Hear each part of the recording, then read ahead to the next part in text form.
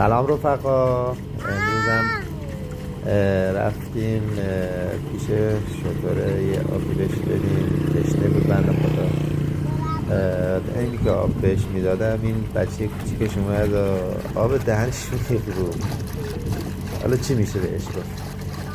نمیذاش نازش هم کنه. شطوره بزرگی آبی تر بود، دست بهش میزن، نازش کردم، آب بهش دادم، ظرفشو پر از آب کردم.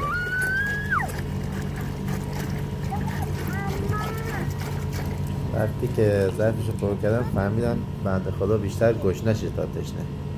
رفتم براش غذا آوردم، یونجه و پا اینو با هم مخلوط کردم بهش دادم و خوردش دیگه. کوچولو رو ببینید، اون دخترم ها خیلی علاقه به ایمون داره، میخواست بره بهش دست بزنه. اینم بود از ویدیوی شطور ما. اگه دوست داشتید این مدل ویدیو رو، کانال ما رو سابسکرایب کنید، ممنون میشم. دوستتون دارم. خدا نگهدارتون.